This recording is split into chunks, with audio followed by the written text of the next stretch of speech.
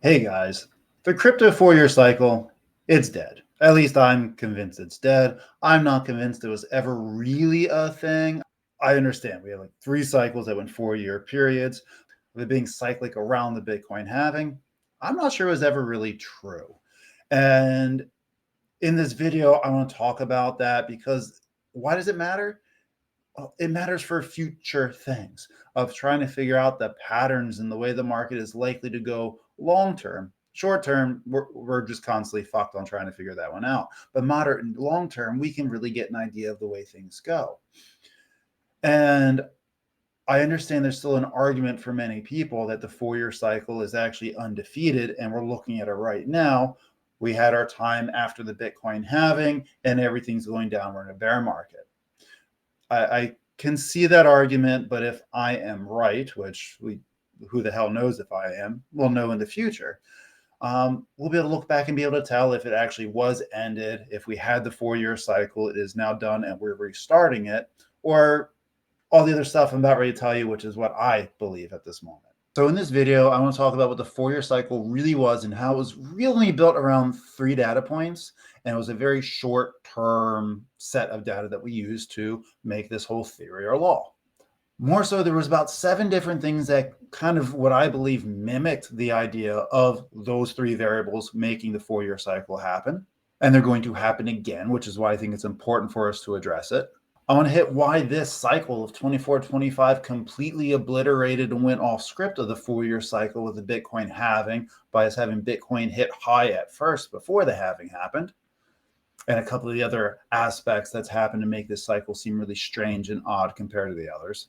How institutional money, ETFs, and everything, how they've played a part and will continue to play a part, and what the Bitcoin model is likely going to look like in the future. So if any of that sounds fun to you and you're still here to listen to it, let's continue. Let's talk about those things.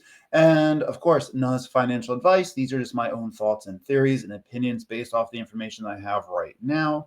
And if you get anything from this, anything that you find entertaining or useful, please do press the like and subscribe button. And regardless, let's move forward and talk about this 4-year cycle theory, how it's dead or maybe was never even alive. So first, the potential myth of the 4-year halving cycle ever really being a thing, because this was very much for years, the crypto world, including me, believed it was a clean story. I never believed it was going to hold inevitably, but I did kind of think that one, it was real based on the Bitcoin halving, and that we were going to have this cycle repeat it, and I wasn't sure about next cycle. Well, there's been new information, my opinion changes. That's okay. If it's going the right direction, it's considered growth, right? But for years, we believed that the halving happens, which means the supply drops, right? The amount of Bitcoin that was mined halved every 4 years, and this caused scarcity. And then Bitcoin pumps up to all-time highs 12 to 18 months later. Probably should have been our first cue right there. And then altcoin season with the blow-off tops occur, and then the deep bear market for about a year, and then rinse and repeat every 4 years. And it sounds beautiful. It sounds great. It sounds structured. It sounds very logical. And then you realize that we're in an emotional-based market. And I'll get into this more in a little bit, but we look at, well, there's a stock cycle. There's a couple of different retail cycles. There's a business cycle. They're all slightly different, but they have a lot of key points that overlap and affect each other. And then just realize that they have been around a lot longer than a very immature asset class that we love to play in called crypto. So with the 4-year cycle, all the information we have is really based around 3 data points, right? 2013, 2017, and 2021. And it's what we had to go by. Right. But if you look at it long term, that is not enough to form anything reliable in terms of a market law, especially for, again, a brand new asset class. But there's a couple of reasons why it looked like there was a 4-year cycle. Right? And this is kind of the key component of this whole conversation is there were multiple external forces that just happen to line up with the halvings. It's almost like Satoshi did this on purpose. It was either a great mistake or brilliant. We may never know. Let's go through what these external forces are, because they're going to happen again. First, the big one. US election cycles. It's directly in line with S&P and risk on behavior. Every 4 years, the US election cycle creates predictable financial patterns. Markets often weaken before the election due to uncertainty. They don't know who's going to come in. And usually there's two very opposing people coming in that have very opposite trains of thought with economics, let alone everything else that they have to run, social, military, etc., which does affect the market, specifically military. Okay? So markets often weaken before the election. Liquidity increases after the election because questions were answered. We know who's coming in, what likely tax laws they're going to do, or tariff laws, and all of this. So we now have information so we can make better choices, and that tends to cause liquidity to increase. Risk assets seem to always rally in the post-election year, about 12 to 18 months after the halving was set up. Interesting.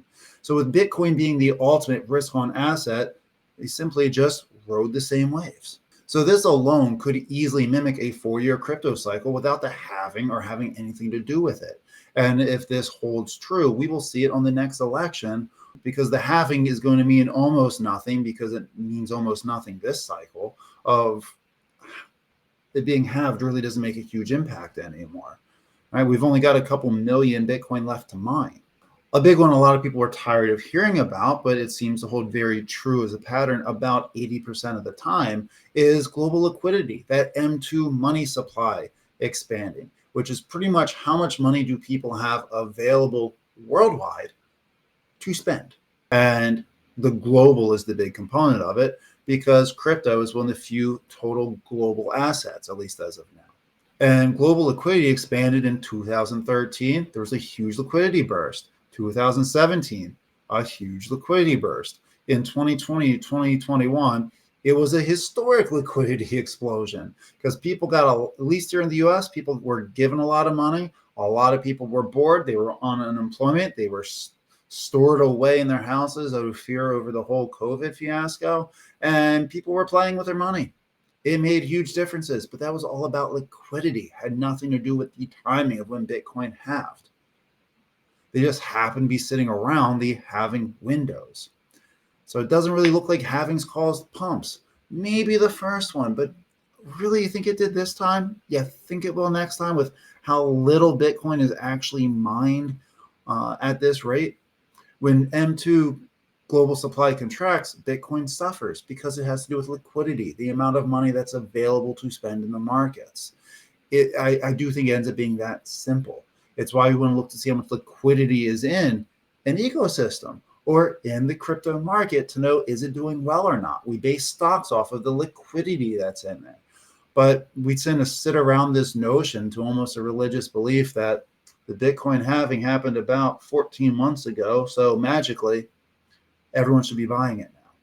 Then we have another really important cycle, which is the business cycle and just traditional market rhythm. So the traditional business cycles range, it varies, about 3 to 7 years. And Bitcoin was born, created, whatever, right in the effing center of the longest business cycle bull run that has been calculated in our history. Right? The timing of recessions and rebounds and quantitative easing and tightening lined up in ways that made the halving look like a trigger, but I'm really not sure it was at this point. Again, the first Bitcoin halving probably was, right? Because that had a huge change with the rate that they were making Bitcoin and cut that in half. That really dropped the scarcity. It also happened at the same time where people started talking about Bitcoin. It became, maybe we should actually buy this thing. So there was outside media factors that was pushing the demand at the same time as the supply happened. And what do you know? If we look back at it, I don't know this for sure, but if we look back at it, we could probably tell that it was whales and money makers and the exchanges that were pushing that narrative in media in the first place to pump it. And the best time to do it would be to feed the narrative of the 4-year cycle, because Bitcoin just halved. And then people see it go up, so it must be true. Now, we've had some new players this cycle that have we can either say it broke the 4-year cycle, or you can say it exposed the fact that the 4-year cycle didn't actually happen. Up to you guys to translate it. But this is ETFs and institutional impact and demand. We never had it before. So I think that bringing in the ETFs with spot coin ETFs, BlackRock, Fidelity, Vanguard, they are now heavily involved into crypto. Bitcoin is tied to global liquidity mechanisms. Sovereign wealth funds are starting to accumulate. Right? Governments are buying in for reserves.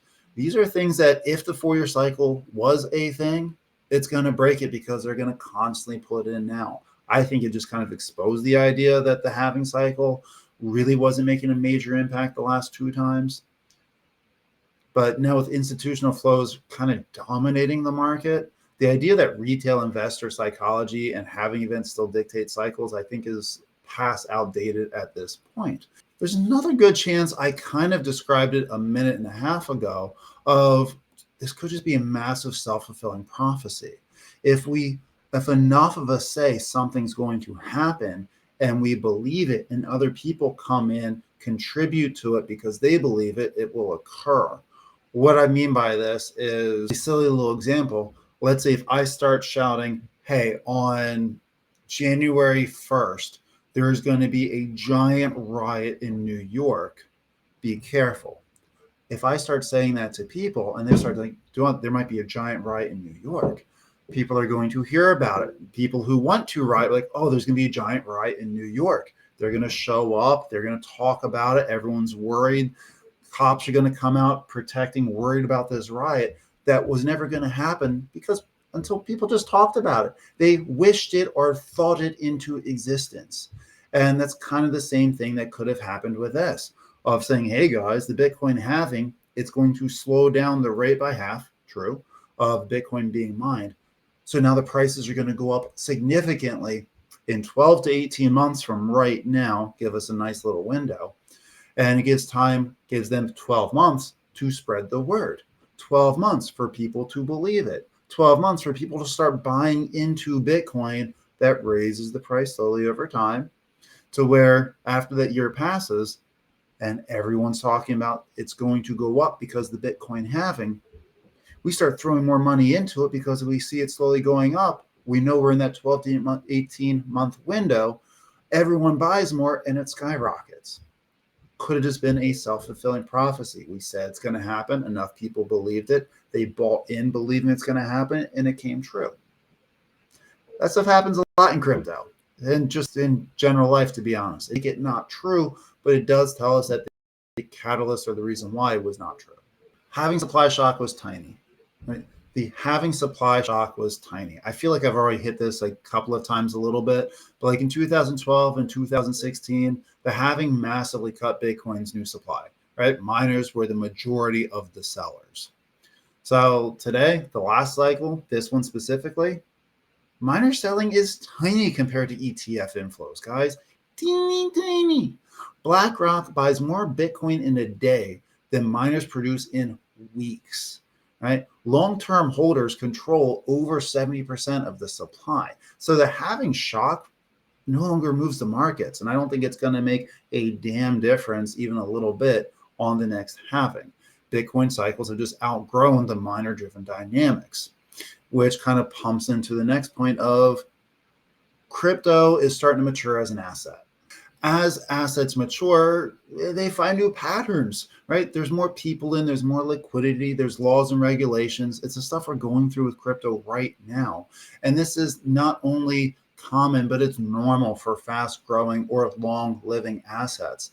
It's happening to Amazon, to Apple, to gold, to all emerging markets, to tech indices. It's only going to continue happening, and it's happening right now for crypto. It's just maturing, so it's got to find and follow its own new cycle or hop onto somebody else's. With the examples I just stated, every single one of them had an early dramatic cycle that looked predictable, and then they matured. And then liquidity deepened, volatility compressed a bit, and Bitcoin is simply following a very normal asset maturation curve. So now some of the more fun stuff of what did we learn, or what did 24, 25 so far, we can say 2026 likely, to show us. If this halving cycle truly mattered, we should have seen a slow uptick after the halving. If you guys remember, we had the huge push of Bitcoin before the halving. We should have had a blow up top 12 to 18 months later. We had some euphoria several months later with the Trump pump. Now, altcoins should have been lagging Bitcoin. There should have been a full alt season after Bitcoin peaked. And here's where hindsight is going to help us out a lot. We can either assume Bitcoin has peaked or assume it hasn't. So the cycle's not over, at least I don't think so. So I can't sit down and say which one that is, but that's up for you to make a decision. Maybe you think we have peaked and that one might still be involved. But I'm going to argue that instead the cycle was brutally different. Again, Bitcoin hit the all-time high before the halving. ETF flows controlled the liquidity of constant in and constant out. Several altcoins peaked early, and it was more individual narrative focus versus everything got pumped. Like we had a meme pump for a little bit, we had an RWA pump for a little bit, we had an AI narrative pump for a little bit, and then the others barely moved. That was unique and different, right? Meme coins with Solana completely stole the show. Liquidity more rotated based on macro, not halvings. Just the general market structure looked nothing like it did in 2017 or 21, whether you're here and you look back on charts. So when the evidence no longer fits the theory, I don't think you need to bend reality to match the cycle. I've kind of just accepted that the cycle either never was or no longer is. And I'm also going to strategize my future investing, which I've talked about some, I'll talk about a lot more in the future, based on where I think the new model is. Listen to the market. Don't try to fight the damn thing. You're going to lose. So what is the new model? Because I'm fully sold. It's not a halving driven world anymore, right? We're liquidity driven, institutionally controlled, macro sensitive cycle. So the real factors is what I think we now have to keep an eye on, and I am currently as well, to help me make my decisions of buying, selling, etc. Again, global M2 money supply. How much money does the global economy have to spend on risk on assets? And as crypto gets less risk on, that's also going to change things as liquidity gets a lot deeper. ETF inflows and institutional demand, right? The US interest rates, let alone interest rates of other countries, but US definitely is a major driving force, right? Adoption curves, corporate balance sheet accumulation, because companies now want to jump in on these things, both ETFs and tangible Bitcoin and crypto. Geopolitical risk makes a huge difference anymore, right? And then election and fiscal policies. Crypto has just joined the global macro system, and macro does not follow a tighter four-year pattern. They follow their own stuff. And I kind of think that Bitcoin is going to follow a lot more of the stock cycle, the large stocks. And I believe that a lot of the larger cap crypto are the ones that have utility being used by governments and fintech and banks, etc., is going to start following far more of the stock market and business cycles. So I know there was a lot of rambling. Those are just my thoughts. That is my belief at this moment. Again, new information can always change what we think and we believe. And if it's strong information, I think it should. But let me know your comments and thoughts down below. Do you think we're still in a four-year cycle and we just happen to end and I'm dead ass wrong? Curious? Are you on board with me? Do you think something different? Because there's probably close to endless possibilities at this point. Let me know down below. I'll see you guys all again soon. Peace.